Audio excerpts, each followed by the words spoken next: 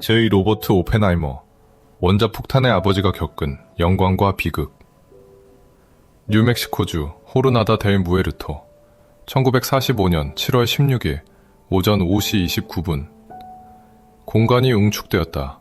본래 고요하고 장엄했던 사막의 밤은 이제 견딜 수 없을 만큼의 침묵 속에서 숨을 죽였다. 죽은 자의 여정이라는 운명적인 이름을 가진 이 메마른 땅을 스치는 차가운 바람은 곧 일어날 사건에 대한 속삭임과도 같았다. 비좁은 통제 벙커 안은 땀, 오래된 커피, 그리고 극도의 불안감 냄새로 무거웠다. 유일한 빛은 깜박이는 제어판에서 나와 그 세대의 가장 위대한 지성들의 얼굴에 춤추는 유령의 그림자를 드리웠다. 그 긴장의 중심에 거의 해골처럼 마른 한 남자가 부동자세로 서 있었다. 바로 제. 로버트 오펜하이머였다. 평소 지성과 무한한 호기심으로 빛나던 그의 푸른 눈은 이제 수년간의 피로를 반영하듯 움푹 패여 있었다. 떨리는 손가락 사이에 끼워진 담배 연기가 피어올라 숨막히는 공기 속으로 흩어졌다. 그의 몸무게는 겨우 50kg 남짓, 잠 못 이루는 밤과 끝없는 논쟁, 그리고 필멸의 인간이라면 누구도 짊어져 본 적 없는 책임의 무게에 짓눌려 자기 자신의 그림자에 불과했다. 밖에서는 30m 높이의 강철탑 꼭대기에 가제트가 기다리고 있었다. 비범한 창조물에 붙여진 아이러니할 정도로 평범한 이름이었다. 그것은 복잡한 금속 구체로 정교한 전선과 폭약망으로 둘러싸인 플루토늄 심장이었으며 3년간의 고된 노동, 수십억 달러, 그리고 한 국가의 희망과 두려움의 결정체였다. 카운트다운이 시작되었다. 스피커를 통해 들려오는 목소리는 단조롭고 무감정하게 칼날처럼 침묵을 갈랐다. 10초, 9, 8. 오펜하이머는 지지기둥을 꽉 잡았고 그의 몸은 활시위처럼 팽팽해졌다. 그 마지막 순간 우주의 복잡한 방정식을 넘나들던 그의 마음은 텅 비었다. 모든 이론, 모든 계산, 확률에 대한 모든 논쟁이 사라졌다. 오직 원초적이고 무서운 단 하나의 질문만이 남았다. 이게 작동할까? 그리고 만약 그렇다면 우리는 대체 무엇을 만들어낸 것인가? 3, 2, 1. 세상이 사라졌다. 소리는 없었다. 처음에는 빛이었다. 인류가 목격한 그 어떤 것보다 더 눈부신 새하얀 섬광, 사막의 심장에서 태어난 인공 태양이었다. 그것은 폭발이 아니라 새로운 현실의 탄생이었다. 먼 산에서부터 발밑의 모래알 하나하나까지 모든 풍경이 기괴하고 초현실적인 빛에 휩싸였다. 그 빛은 보호용 용접 안경마저 뚫고 들어와 목격자들의 망막과 마음에 깊이 새겨졌다. 그리고 영원 같은 침묵의 순간이 지난 후 열기가 덮쳤다. 거대한 용광로의 문이 막 열린 듯한 열파가 그들을 감쌌고 방금 해방된 원초적인 힘을 상기시켰다. 그리고 마침내 소리가 들렸다. 하늘을 찢는 포효, 우주의 울부짖음이 그들의 가슴을 울리고 땅을 흔들었다. 그것은 폭탄의 폭발음이 아니라 낡은 시대의 붕괴 소리였다. 그들의 눈이 다시 볼 수 있게 되었을 때 그들은 그것을 보았다. 보라색, 주황색, 녹색으로 빛나는 거대한 불덩이가 소용돌이치며 피어올라 어둠을 상피고 있었다. 그것은 계속해서 솟아오르다가 서서히 거대한 버섯 모양으로 변해갔다. 인류에게 영원히 기억될 상징이었다. 그 버섯구름은 성층권까지 12km 이상 치솟으며 그들의 성취에 대한 끔찍한 기념비가 되었다. 벙커 안에서는 안도의 한숨과 함께 환호성, 포옹, 그리고 성공의 눈물이 침묵을 깼다. 그들은 해냈다. 그들은 별의 힘을 길들였다. 하지만 오펜하이머는 환호하지 않았다. 촉의 흥분이 가라앉자 그의 얼굴은 다시 영원한 사색에 잠긴 표정으로 돌아왔다. 그는 아름다우면서도 끔찍한 창조물인 서서히 흩어지는 버섯구름을 뚫어지게 쳐다보았다. 그의 마음은 더 이상 승리를 생각하지 않았다. 대신 그는 산스크리트어로 배운 고대 시구로 향했다. 나중에 사람들이 흔히 그에게 붙이는 구절이 아니라 신의 끔찍한 장엄함을 묘사하는 바가바드 기타의 다른 구절이 그의 머릿속에 울려 퍼졌다. 만일 수천 개의 태양의 빛이 하늘에서 일시에 터져 나온다면 그것은 위대한 이의 장엄함과 같으리라. 그러나 그때 더 어둡고 불길한 다른 구절이 스며들었다. 나중에 그가 더 적절했을 것이라고 인정한 구절이었다. 이제 나는 죽음이요 세상의 파괴자가 되었도다. 그 순간 원자폭탄의 아버지 J. 로버트 오펜하이머는 더 이상 과학자의 영광을 보지 못했다. 그는 단지 자신의 어깨와 전 인류에게 막 쏟아져 내린 거대한 책임의 어두운 그림자만을 보았다. 인간은 신들로부터 불을 훔쳤고 그 대가가 무엇일지는 아무도 몰랐다. 시인이자 물리학자, 창조자이자 파괴자였던 이 복잡한 인간을 이해하기 위해서는 시간을 거슬러 올라가야 한다. 천재성과 비극의 씨앗이 아주 일찍부터 뿌려졌던 한 비범한 삶의 출발점으로 돌아가야 한다. 천재성의 씨앗 1904, 1929 줄리어스 로버트 오펜하이머는 1904년 4월 22일 자신감과 낙관주의가 최고조에 달했던 세상에 태어났다. 그가 태어난 도시 뉴욕은 새로운 사상, 부, 야망이 들끓는 도가니였다. 그러나 오펜하이머 가족에게 그곳은 천국이자 유럽에서 고조되던 반유대주의의 망령으로부터의 피난처이기도 했다. 그의 아버지 줄리어스 오펜하이머는 아메리칸 드림의 살아있는 증거였다. 그는 1888년 17세의 나이에 빈손과 강철 같은 의지만을 가지고 독일을 떠났다. 미국은 그를 환영했고 그는 뛰어난 사업수완으로 가난한 이민자에서 부유한 섬유업계 임원으로 성장했다. 줄리어스는 근면과 세속적 가치를 믿는 현실적인 사람이었다. 로버트의 어머니 엘라 프리드먼은 완전히 다른 세계의 사람이었다.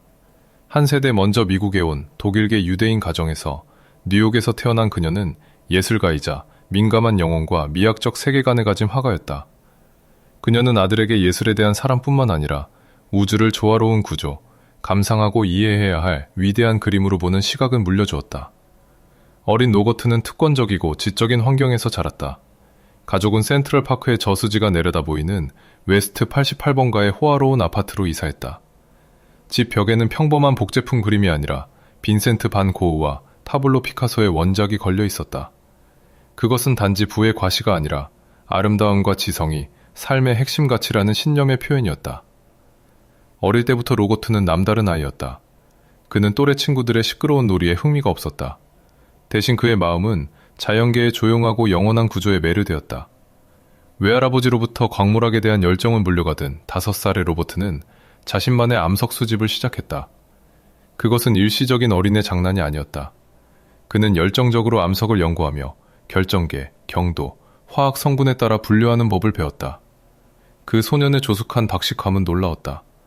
11살 때 그는 도시의 저명한 광물학자들과 편지를 주고받았는데 너무 복잡한 전문 용어를 사용하여 그들은 자신들이 아이와 이야기하고 있다는 사실을 전혀 눈치채지 못했다. 그들은 오펜하이머 씨를 뉴욕 광물학 클럽에서 강연해달라고 초청했다. 마르고 수줍음 많은 소년 로버트가 연단에 올라서자 청중은 모두 놀랐다가 웃음을 터뜨렸다. 그러나 그가 말을 시작하자 웃음은 멎고 감탄으로 바뀌었다. 소년은 자신의 나이를 훨씬 뛰어넘는 이해력을 증명하며 논리 정연하고 심오한 강연을 펼쳤다. 로버트의 영재성은 학교에서도 계속 나타났다. 그는 당시 가장 진보적인 교육기관 중 하나로 독립적인 사고와 사회적 책임을 장려하는 윤리문화학교가녔다. 그는 1년 만에 2년 과정을 마칠 정도로 학습 속도가 빨랐고 친구들보다 1년 반 일찍 고등학교를 졸업했다. 그러나 그 영재 속에는 미숙하고 상처받기 쉬운 영혼이 있었다. 뛰어난 지성은 그와 세상 사이에 보이지 않는 간극을 만들었다. 그는 종종 자신이 참여자라기보다는 관찰자, 외부인이라고 느꼈다. 그의 가족이 엄격하게 종교를 따르지 않았음에도 불구하고 그의 유대 독일계 혈통 또한 여전히 잠재적인 편견이 존재하는 사회에서 이러한 소외감을 만드는 데 기여했다. 불안과 우울의 씨앗이 이 시기에 심어졌고 이는 훗날 그의 삶에서 격렬한 내면의 폭풍으로 싹트게 된다. 그의 관심사가 조용한 돌멩이에서 역동적인 화합 반응으로 그리고 마침내 추상적이지만 모든 것을 아우르는 물리학 법칙으로 옮겨가면서 로버트의 길은 정해졌다. 1922년 18세의 나이에 그는 비범한 정신과 해결되지 않은 모순으로 가득 찬 마음을 안고 하버드 대학교의 문을 들어섰다. 어린 시절의 암석 수집가는 이제 우주 자체의 근본적인 구조를 탐험할 준비가 되어 있었다. 하버드는 오펜하이머에게 광대한 지적 놀이터였다. 처음에는 화학을 전공했지만 그는 곧 자신의 진정한 소명이 역사상 가장 역동적인 혁명을 겪고 있던 물리학에 있음을 깨달았다. 그러나 그의 화학에 대한 배경 지식과 다양한 호기심은 큰 장점이 되어 너무 일찍 전문화되어 다른 사람들이 놓쳤던 과학 분야들 사이의 연결고리를 볼 수 있게 해주었다. 미래의 노벨상 수상자인 실험물리학자 퍼시 브리즈먼의 지도 아래 오펜하이머는 엄청난 강도로 학업에 몰두했다. 그는 필수 과목만 수강한 것이 아니라 필요 이상으로 많은 수업을 들으며 역사, 철학에서부터 그리스 로마 고전 문학에 이르기까지 지식을 탐식했다. 도서관은 그의 두 번째 집이 되었다. 동료들이 사교 클럽과 미식 축구 경기에 참여하는 동안 오펜하이머는 책 속에 파묻혀 놀라운 백과사전적 지식 기반을 쌓았다. 그 결과 그는 보통 4년이 걸리는 과정을 단 3년 만에 최우등 스ум마 쿰라데로로 졸업했다. 그러나 아직 이론 물리에 미성숙했던 미국은 오펜하이머는 배도구를 졸업했다. 그는 만장포도 사본내기 모든 종구가 단 3년 만에 성시보들 졸업했다. 그러는 농이책의 마정 가마신데 근 동릉 단문보리 기타까. 그다음 무동 고정호는 이래는 그년 처망하지 달하는 미거 여론 시감이다 파첨이었고 있다. 그러나 아직 이론 분류에 던정돼 미국은 더러마들 미는 덕음에 들었습니다. 물리혁명의 진정한 지평선은 유럽에 있었다. 1925년 그는 대서양을 건너 영국 케임브리지 대학교의 캐번디시 연구소로 향했다. 이곳은 원자핵을 발견하고 핵물리학의 아버지로 여겨지는 군주 어니스트 러더퍼드가 지배하는 실험 물리학의 성지였다. 하지만 케임브리지는 씁쓸한 경험이었다. 이론에 치우친 두뇌와 실험실에서의 서투름을 가진 오펜하이머는 고군분투했다. 그의 지도교수인 패트릭 블랙킷, 역시 미래의 노벨상 수상자와의 관계는 긴장되었다. 어린 시절의 불안과 우울이 더욱 격렬하게 되살아났다. 그는 고독하고 소외감을 느꼈다. 이 어두운 시기에 기이하고 우려스러운 사건이 발생했다. 충동과 분노의 순간에 오펜하이머는 사과에 독성 화학물질을 묻혀 블랙킷의 책상 위에 놓았다. 다행히 아무도 그 사과를 먹지 않았다. 지성과 감정적 미성숙의 위험한 조합이었던 이 행동은 그를 거의 퇴학당하게 만들 뻔했다. 이는 그의 지적인 외면 아래 항상 도사리고 있던 불안정한 측면, 어두운 부분을 보여주었다. 나중에 한 친한 친구는 오펜하이머가 자신이 곧 결혼한다는 소식을 듣고 그를 공격하고 목을 조르려 했다고 회상했다. 이는 천재의 오만함과 항상 자신이 이방인이라고 느끼는 사람의 깊은 불안감 사이에서 갈등하는 영혼의 표현이었다. 구원의 손길은 독일에서 왔다. 양자역학의 주요 설계자 중 한 명인 막스 보르는 오펜하이머의 비범한 이론적 재능을 알아보고 그를 괴팅겐 대학교로 초청했다. 바로 이곳이 오펜하이머가 속한 곳이었다. 1920년대 중반의 괴팅겐은 이론 물리학 우주의 중심이었으며 낡은 뉴턴의 법칙이 무너지고 확률과 불확정성의 새로운 세계가 형성되던 곳이었다. 여기서 오펜하이머는 물 만난 고기 같았다. 이후 13년 동안 그는 가을과 겨울 학기에는 버클리에서 가르치고 봄에는 패서디나로 가서 칼텍에서 강의하며 시간을 나누었다. 이러한 메버스타는 학문적으로 변방으로 여겨지던 캘리포니아를 세계 최고의 이론 물리학 중심지 중 하나로 변모시켰다. 오펜하이머는 유럽에서 불꽃을 가져와 미국 서해안에서 활활 타오르게 했다. 그는 이론 물리학 학교를 설립하고 곧 미국에서 가장 재능 있는 대학원생과 젊은 연구자 그룹을 끌어모았다. 그는 비범한 스승이었다. 그의 강의 스타일은 강렬하고 매력적이며 도전적이었다. 그는 단지 지식을 전달하는 것이 아니라 영감을 주었다. 그의 세미나는 거의 매일 열렸고 그는 학생들에게 그들의 진행 상황을 캐묻고 깊은 통찰력을 제시하며 그들을 사고의 한계까지 밀어붙였다. 그는 어떤 문제의 핵심을 거의 즉시 파악하는 기이한 능력을 가지고 있었다. 훗날 동료가 된 한스 베테는 이렇게 회상했다. 그는 중앙 사무실에서 지시하지 않았습니다. 그는 모든 결정적인 단계에서 지적으로나 육체적으로나 존재했습니다. 하지만 오펜하이머가 만든 환경은 단지 물리학만 있는 것이 아니었다.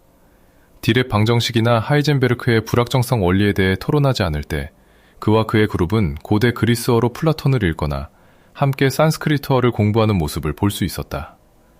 그는 과학, 예술, 인문학이 서로 융합되는 르네상스적인 분위기를 조성했다. 그는 제자들에게 그들이 단지 기술자가 아니라 인류가 직면한 가장 중요한 질문에 답하는 최전선에 있는 문명의 수호자라는 믿음을 심어주었다. 1930년대에 그의 지도 아래 버클리와 칼텍은 일련의 인상적인 과학적 돌파구를 만들어냈다. 1930년 오펜하이머는 양전자에 예측하는 논문을 썼는데 이는 칼텍에서 그와 함께 연구하던 학생인 칼 앤더슨이 실험적으로 증명하기 2년 전이었다. 그 후 그는 양자장 이론과 천체 물리학, 특히 중성자별과 거대 항성의 붕괴에 대한 선구적인 논문으로 중요한 업적을 남겼다. 이 업적은 많은 사람들이 노벨상을 받을 만하다고 믿으며 훗날 블랙홀 개념의 기초를 놓았다. 이 시기 그의 가장 중요한 업적 중 하나는 오펜하이머 필립스 과정이었다. 이는 물리학계에서 여성이 극히 드물었던 시절 그의 첫 여성 박사과정 학생 중 한 명이었던 멜바 필립스와 함께 개발한 것이다. 이 연구는 새로운 유형의 핵 반응을 설명하며 핵 상호작용이 이전에 생각했던 것보다 훨씬 낮은 에너지 수준에서 일어날 수 있음을 증명했다. 이는 실험 핵물리학에 있어 중요한 진전이었다. 그러나 그의 학문적 경력이 번창하는 동안 오펜하이머의 사생활은 여전히 혼란스러웠다. 그는 모순의 사람이었다. 극도로 지적이면서도 때로는 놀라울 정도로 순진했고 지적으로 관대하면서도 참을 수 없을 정도로 오만할 수 있었다. 키가 크고 마른 체형에 잊을 수 없는 푸른 눈과 입에 항상 물고 있는 담배는 그에게 거부할 수 없는 매력을 풍겼다. 1930년대 중반 그는 진 테트록과 격동적인 관계를 시작했다. 진은 똑똑하고 아름다운 젊은 여성이자 정신과 의대생이었지만 심각한 우울증과 성정체성 갈등으로 고통받는 영혼이기도 했다. 그녀는 또한 공산당원이었다. 그들의 관계는 열정적이지만 고통스러웠고 복잡하고 불안정한 두 영혼의 끌림이었다. 진과 다른 친구들을 통해 오펜하이머는 생애 처음으로 정치에 진정한 관심을 갖게 되었다. 이전에는 학문의 상아탑에 살아서 1929년 주식시장 붕괴 소식을 몇 달이 지나서야 알 정도였다. 그러나 유럽에서의 파시즘의 부상과 미국의 사회적 불의가 그의 정치적 양심을 일깨웠다. 그는 좌파운동에 참여하고 노동조합과 반파시스트 노력을 지지했다. 비록 그가 공식적으로 공산당에 가입한 적은 없었을지라도 그의 동생 프랭크, 미래의 아내 키티, 그리고 연인 진을 포함한 많은 가까운 사람들이 당원이었다. 당시 진보적인 양심의 표현으로 여겨졌던 이러한 관계들은 훗날 그를 잔인하게 괴롭히게 된다. 진과의 관계는 여러 번 깨지고 다시 이어졌다. 1940년 오펜하이머는 이미 결혼한 식물학자이자 물리학자인 캐서린 키티 해리슨과 결혼했다. 키티는 공산당과 관련된 과거를 가진 강하고 복잡한 여성이었다. 그들이 결혼했을 때 그녀는 오펜하이머의 아이를 임신하고 있었고 결혼식은 그녀가 두 번째 남편과 이혼한 바로 다음 날이었다. 그들의 결혼 생활도 격동적이었지만 키티는 그의 삶에 어느 정도 안정을 가져다 주었다. 그들에게는 피터와 캐서린이라는 두 자녀가 있었다. 오펜하이머가 학문적 제국을 건설하고 개인적인 삶의 악마들과 씨름하는 동안 훨씬 더 어두운 그림자가 세상을 뒤덮고 있었다. 독일에서는 아돌프 히틀러와 나치당이 권력을 잡았다. 반유대주의 뉘른베르크법이 제정되었다. 세속적인 유대인이었던 오펜하이머는 이 위협을 깊이 느꼈다. 그는 월급의 3%를 독일을 탈출하는 유대인 과학자들을 돕는 데 쓰기 시작했다. 1939년 9월 독일이 폴란드를 침공하면서 제2차 세계대전이 발발했다. 처음에는 멀게만 느껴졌던 전쟁이 점차 가까워졌다. 과학자들, 특히 유럽에서 탈출한 사람들은 끔찍한 위험을 인식했다. 1938년 베를린에서 독일 과학자들이 핵 분열을 발견했다. 이론적으로 상상할 수 없는 파괴력을 가진 폭탄을 만드는 것이 가능해졌다. 그리고 나치 정권이 그 열쇠를 쥐고 있었다. 제. 로버트 오펜하이머의 우아한 방정식과 철학적 논쟁의 세계는 곧 끝날 운명이었다. 운명이 문을 두드렸고 그것은 전쟁의 포효와 인류 역사의 흐름을 바꿀 수 있는 무기에 대한 약속을 동반했다. 캘리포니아의 스승은 그가 상상조차 해보지 못한 역할을 맡도록 부름받을 참이었다. 맨해튼 프로젝트, 핵분열 소식은 물리학계를 지진처럼 강타했다. 대부분의 사람들에게 그것은 추상적인 개념이었다. 그러나 아인슈타인의 E=mc² 방정식의 의미를 이해하는 사람들에게는 원자핵 속에 숨겨진 막대한 에너지가 이제 해방될 수 있다는 무서운 메시지를 담고 있었다. 미국에서는 파시즘의 잔혹함을 직접 목격한 레오 실라르드나 엔리코 페르미 같은 망명 과학자들이 공황에 가까운 절박함을 느꼈다. 그들은 오펜하이머의 옛 친구이자 경쟁자였던 베르너 하이젠베르크를 포함한 히틀러의 과학자들이 이 경쟁에서 앞서고 있다는 것을 알았다. 만약 나치 독일이 먼저 원자폭탄을 만든다면 자유세계는 무너질 것이었다. 1939년 8월 실라르드의 설득으로 세계에서 가장 유명한 과학자인 알베르트 아인슈타인은 프랭클린 디 루스벨트 대통령에게 보내는 편지에 서명했다. 이 편지는 극도로 강력한 새로운 종류의 폭탄을 만들 가능성에 대해 경고하고 미국 정부가 그는 과학자들을 모아 함께 일하게 할 수 있다는 포괄적인 야망과 자신감을 가지고 있었다. 그로부스는 오펜하이머에게서 단순한 과학자가 아니라 카리스마 있는 리더, 오만하고 뛰어난 개인들에게 영감을 주어 공동의 목표를 향해 나아가게 할 수 있는 사람을 보았다. 그로부스는 오펜하이머에게 도박을 걸었다. 그것은 전쟁에서 가장 중요한 인사결정 중 하나였다. 임명된 후 오펜하이머의 첫 번째 임무는 연구소 부지를 찾는 것이었다. 그는 보안과 비밀을 보장하기 위해 외딴 고립된 장소가 필요했다. 그의 마음은 즉시 젊은 시절 결핵치료 여행으로 사랑하게 된 메마른 사막지대인 뉴멕시코로 향했다. 그는 그로부스를 고원 위의 황량한 땅으로 데려갔는데 그곳에는 로스앨러모스라는 작은 남학교가 있었다. 그곳은 완벽했다. 고립되어 있고 방어하기 쉬우며 영감을 주는 야생의 아름다움을 가지고 있었다. 이후 몇 주, 몇 달 동안인 1942년 말과 1943년 초에 비밀 도시가 먼지 속에서 솟아올랐다. 조립식 건물, 연구소, 소박한 주택들이 눈부신 속도로 건설되었다. 동시에 오펜하이머는 과학 역사상 가장 위대한 인재 모집을 시작했다. 그는 전국을 돌아다니며 노벨상 수상자부터 가장 재능 있는 젊은 대학원생에 이르기까지 한 사람 한 사람을 접촉했다. 그는 그들에게 정확히 무엇을 할 것인지 말할 수 없었다. 단지 전쟁을 끝내는 데 도움이 될 일이라고만 말할 수 있었다. 그의 개인적인 매력과 과학적 명성은 거부할 수 없었다. 그는 한스 레테, 에드워드 텔러, 엔리코 페르미, 리처드 파인만, 존 폰 노이만 등 수백 명을 설득하여 그들의 격려, 가족, 삶을 버리고 지도에도 없는 곳으로 와서 말해서는 안 되는 일을 하도록 했다. 그들은 왔다. 물리학자, 화학자, 수학자, 엔지니어, 폭발물 전문가들이 가족을 데리고 불타는 호기심을 안고 로스앨러모스로 몰려들었다. 그들은 독특한 공동체를 형성했다. 사막 한가운데 있는 지성의 수도원, 아원자 입자의 스핀에 대한 논쟁이 아기 기저귀 걱정이나 아마추어 실내악 연주회와 나란히 일어나는 곳이었다. 그리고 이 기이한 세계의 정점에는 제2 로버트 오펜하이머가 있었다. 캘리포니아의 스승은 이제 과학군대의 지휘관이 되었다. 그는 추상적인 이론을 작동하는 장치로 바꾸는 거의 불가능한 임무에 직면했다. 동시에 수천 명의 뛰어난 개인들을 관리하고 군의 감시를 다루며 시간과 독일에 있는 보이지 않는 적과 경쟁해야 했다. 세상의 무게가 그의 마른 어깨에 놓였다. 로스앨러모스, Y지점, 1943, 1945. 군에서 Y지점으로 불렸던 로스앨러모스는 지구상 어디에도 없는 곳이었다. 철조망으로 둘러싸여 있었고 헌병들이 경비를 섰다. 편지는 검열되었고 전화는 도청되었으며 모두가 구역 밖으로 나갈 때는 가명을 사용했다. 이곳에서 태어난 아이들의 출생 증명서에는 출생지가 산타페, 사서함, 2663으로 기록되었다. 그곳은 폐쇄된 세계, 비밀과 고도의 집중의 섬이었다. 그러나 철조망 안에서는 놀라울 정도로 자유로운 학문적 분위기가 지배했는데 이는 대부분 오펜하이머의 고집 덕분이었다. 그는 과학자들이 군대 모델처럼 고립된 소그룹으로 나뉘는 대신 서로 자유롭게 아이디어를 교환할 수 있도록 그로부스와 싸웠다. 그는 개방적인 협력이 그처럼 복잡한 문제를 해결할 수 있는 유일한 길이라고 믿었다. 그리고 그 문제는 정말 괴물물 같았다.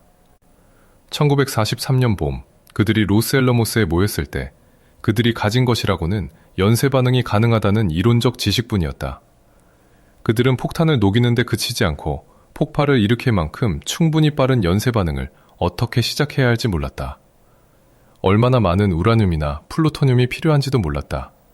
어떻게 그것을 폭발시켜야 할지도 몰랐다. 그들은 단지 폭탄을 만드는 것이 아니라 아무도 본 적 없는 자연 현상을 예측하려 애쓰고 있었다. 오펜하이머는 이 노력의 영혼이었다. 그는 어디에나 있었다. 특징적인 중절모와 절대 꺼지지 않는 담배를 물고 그는 한 연구실에서 다른 회의실로, 야금학 토론에서 유체역학 논쟁으로 이동했다. 그는 복잡한 토론을 듣고 즉시 약점을 지적하거나 새로운 방향을 제안하는 초인적인 능력을 가지고 있었다. 그는 통역가이자 중재자이자 추진자였다. 그의 지휘 아래 지성의 별들이 함께 일했다. 훗날 노벨상을 수상하게 돼 독일 유대계 이론 물리학자인 한스 베테는 이론 부서를 이끌며 임계 질량과 폭탄의 효율성을 계산하는 책임을 맡았다. 괴팅겐 시절의 오랜 친구인 헝가리 물리학자 에드워드 텔러는 처음에는 핵분열 폭탄에 집중했지만 그의 마음은 항상 더 강력한 아이디어, 즉 열핵폭탄 또는 수소폭탄에 사로잡혀 있었다. 오펜하이머의 옛 제자인 로버트 서버는 탐정소설의 등장인물에서 영감을 받아 폭탄 설계에 신맨, 리틀보이, 펜맨이라는 이름을 붙였다. 작업은 극도로 긴장되고 위험했다. 과학자들은 치명적인 방사성 물질과 고성능 폭약을 다루어야 했다. 사고도 있었다. 그러나 그들은 공동의 두려움, 즉 나치가 먼저 성공할 것이라는 두려움에 의해 움직였다. 그들은 자신의 임무에 사로잡혀 밤낮으로 일했다. 오펜하이머는 자신과 다른 사람들을 한계까지 밀어붙였다. 그의 생활 방식은 금욕적으로 변했다. 그는 거의 잠을 자지 않았고 식사를 거르며 끊임없이 담배를 피웠다. 그의 체중은 심각하게 감소했다. 스트레스는 그의 내면의 모순을 드러냈다. 그는 어려움을 겪는 과학자에게 극도로 인내심 있고 이해심이 많을 수 있었지만 능력이 부족하다고 생각하는 사람에게는 잔인하고 굴욕적일 수도 있었다. 그는 사랑받고 두려움받는 리더였다. 그러나 국가의 가장 비밀스럽고 중요한 군사 프로젝트의 책임자이면서도 오펜하이머는 의심에서 벗어나지 못했다. FBI는 여전히 그의 과거 관계를 추적하며 두꺼운 파일을 유지했다. 보안 요원들은 그를 감시하고 그의 전화를 도청했으며 심지어 그를 프로젝트에서 제외하는 것을 고려하기도 했다. 그러나 그로부스는 자신의 우려에도 불구하고 오펜하이머가 없어서는 안 될 인물임을 깨닫고 그를 보호했다. 좌파 지식인인 오펜하이머와 보수적인 군인인 그로부스는 상호 존중과 공동의 목표 위에 세워진 있을 법하지 않지만 극도로 효과적인 파트너십을 형성했다. 네파의 위기 1944-1945 로스엘러모스의 과학자들이 처음 집중했던 설계는 신맨이라고 불렸다. 이것은 플루토늄을 사용하는 건 타입의 폭탄이었다. 아이디어는 비교적 간단했다. 플루토늄 총알을 다른 플루토늄 표적에 발사하여 임계 질량을 달성하고 연쇄 반응을 시작하는 것이었다. 그러나 핵 물리학에서 간단하다는 것은 실제로는 극도로 복잡했다. 폰 노이만은 즉시 충격파를 완벽하게 수렴하는 파동으로 만들기 위해 특별한 모양의 폭약 블록인 폭충 렌즈, 일부는 빨리, 일부는 느리게 폭발하는 사용해야 한다는 것을 깨달았다. 네파 문제를 해결하기 위해 새로운 부서인 X부서가 설립되었다. 이제 경쟁은 펜맨 설계를 완성하기 위한 광란의 질주가 되었다. 야금학자들은 플루토늄을 완벽한 구로 주조하기 위해 고군분투했다. 폭발물 전문가들은 수백 번의 테스트를 수행했다. 이론가들은 초기 기계식 컴퓨터로 복잡한 계산을 실행했다.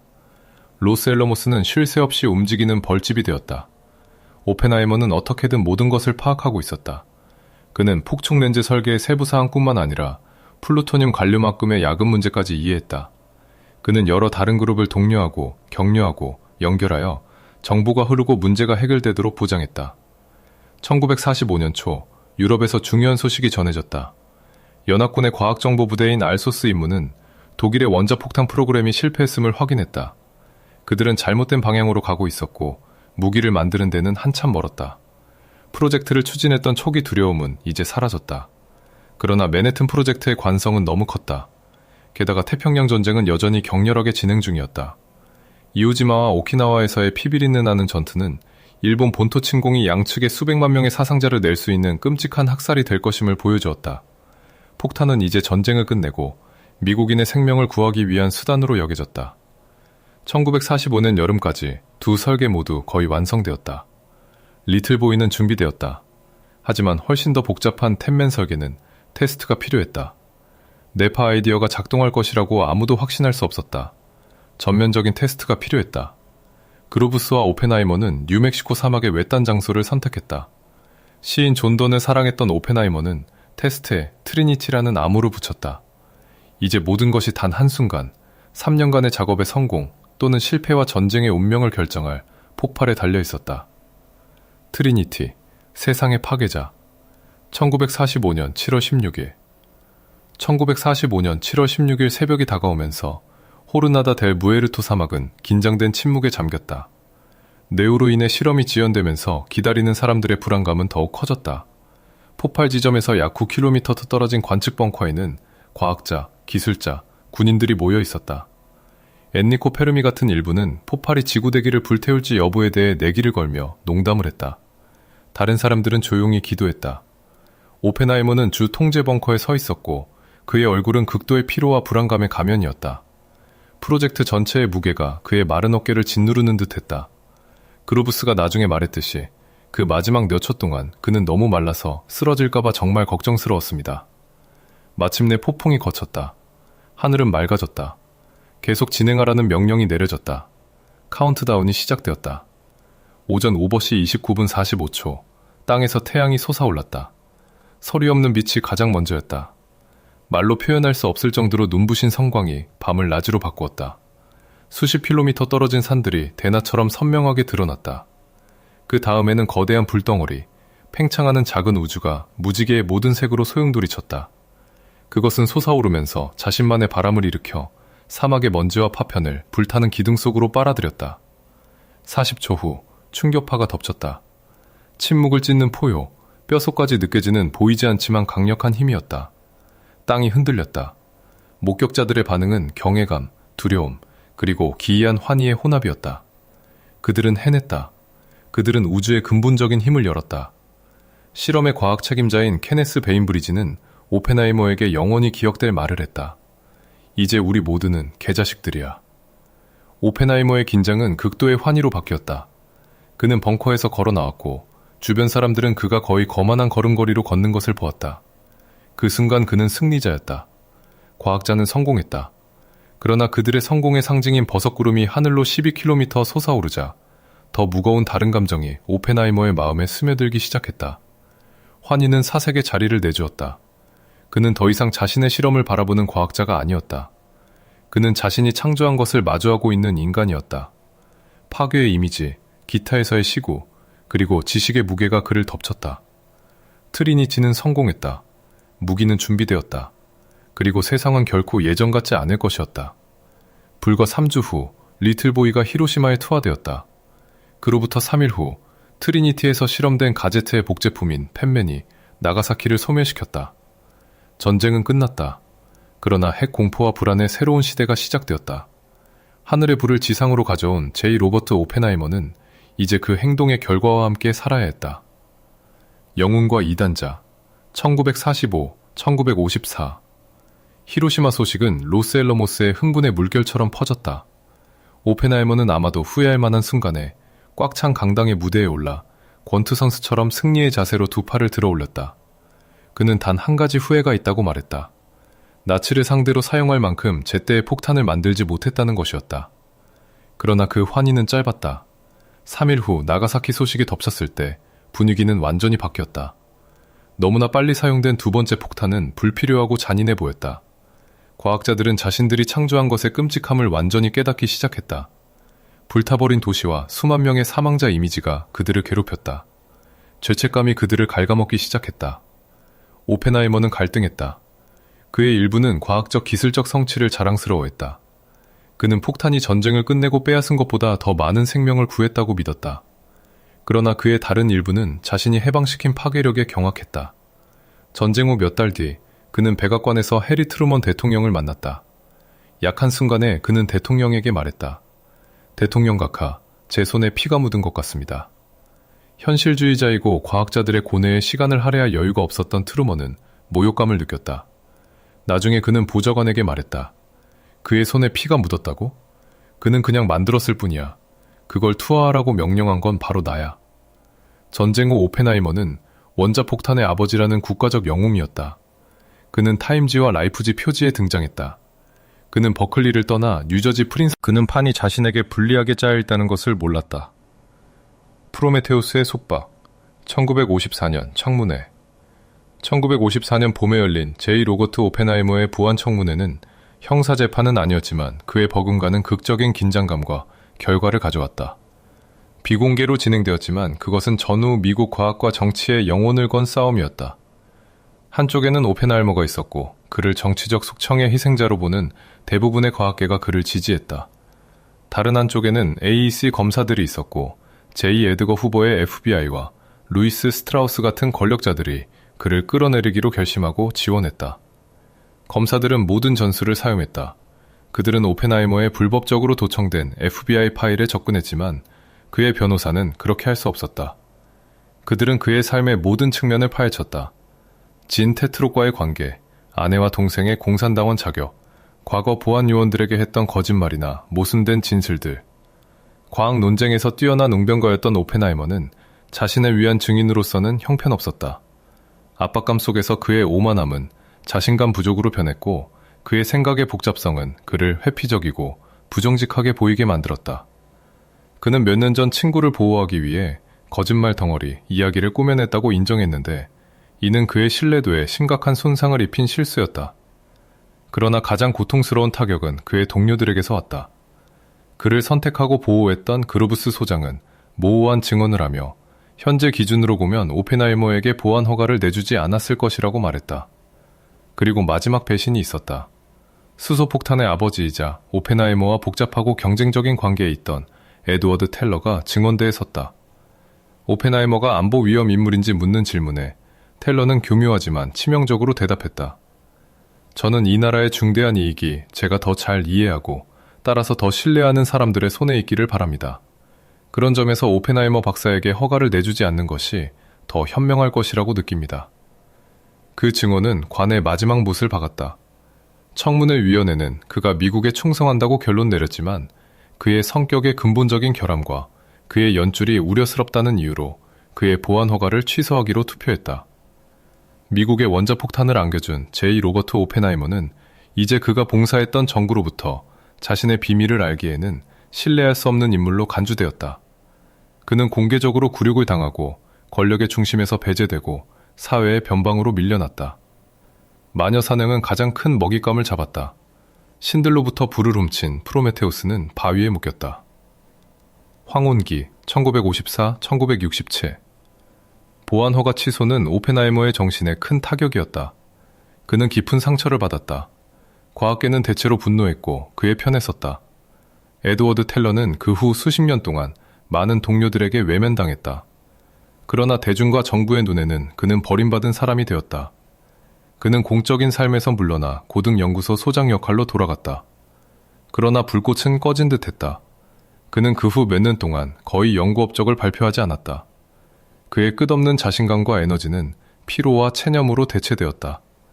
그는 먼 곳에서 위안을 찾았다. 그와 키피는 미국령 버진 아일랜드의 세인트 존 섬에 땅을 사서 열대의 낙원을 만들었다.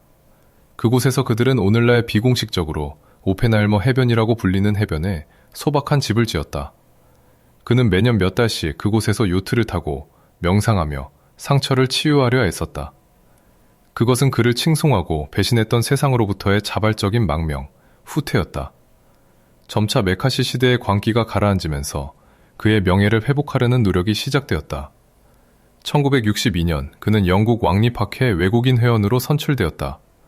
그리고 1963년 화해의 상징적인 행동이 이루어졌다.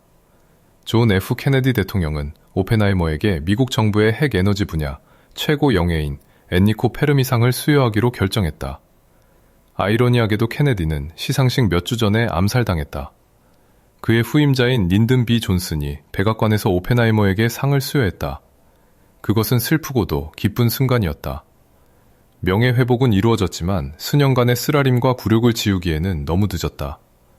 오펜하이머는 조용한 품위로 상을 받았지만 가까운 사람들은 상처가 여전히 남아있음을 알았다. 그는 이 늦은 명예회복을 오래 즐기지 못했다. 평생 골초였던 그는 1965년 인두암 진단을 받았다. 투병 끝에 J. 로버트 오펜하이머는 1967년 2월 18일 62세의 나이로 프린스턴 자택에서 사망했다. 그의 유골은 아내 키티에 의해 그가 사랑했던 세인트 존 섬 앞바다에 뿌려졌다. 에필로그, 프로메테우스의 유산. J. 로버트 오펜하이머의 유산은 그 자신만큼이나 복잡하고 모순적이다. 그는 20세기의 위대한 이론 물리학자 중 한 명이었다. 보른 오펜하이머 근사법과 오펜하이머 필립스 과정은 여전히 과학에 대한 근본적인 기여로 남아있다. 항성 붕괴에 대한 그의 선구적인 연구는 중성자별과 블랙홀에 대한 우리의 이해에 길을 열었다. 많은 사람들은 그가 더 오래 살고 더 많이 발표했다면 노벨상을 받았을 것이라고 믿는다. 그러나 그는 그의 우아한 이론 때문이 아니라 맨해튼 프로젝트에서의 중심적인 역할 때문에 영원히 기억될 것이다. 그는 로스 앨러모스에서 가장 위대한 과학자는 아니었지만 없어서는 안 될 존재였다. 그는 이론적 가능성을 끔찍한 현실로 바꾼 촉매제이자 지휘관이었다. 그런 의미에서 그는 진정으로 원자폭탄의 아버지였다. 그는 미국의 비극이었다. 중요한 전쟁 노력을 이끌었던 애국자가 정치적 편집증의 시대에 자신의 나라로부터 등을 돌림당했다. 그의 이야기는 과학이 정치화되고 반대 의견이 불충성으로 간주될 때의 위험에 대한 경고이다. 궁극적으로 그의 유산은 영원한 도덕적 질문이다. 그는 문명을 파괴할 수 있는 힘을 해방시켰다. 그는 당시에는 정당하다고 믿었던 이유, 즉 잔인한 적을 물리치기 위해 그렇게 했다. 그러나 그는 남은 생애를 그 결과와 씨름하며 살아야 했다. 그는 자신이 만드는 데 도움을 준 괴물을 통제하려 했지만 실패했다. 그리스 신화의 프로메테우스처럼 그는 신들로부터 불을 훔쳐 인류에게 주었다. 그 불은 힘과 파괴, 무한한 에너지의 약속과 전 세계적 멸망의 위협을 모두 가져왔다. 그리고 프로메테우스처럼 그는 자신의 대담한 행동에 대한 처벌을 견뎌야 했다. 제이 로버트 오펜하이머의 삶은 천재와 비극, 창조와 파괴, 영광과 불육의 서사시이다. 그는 모순의 사람, 시인의 영혼을 가진 과학자, 같은 섬광 속에서 수천 개의 태양의 장엄함과 세상의 파괴자의 어둠을 모두 본 사람이었다. 그리고 그가 만드는 데 도움을 준 버섯구름의 그림자는 그의 유산과 그가 영원히 바꿔놓은 세상 자체에 영원히 드리워질 것이다.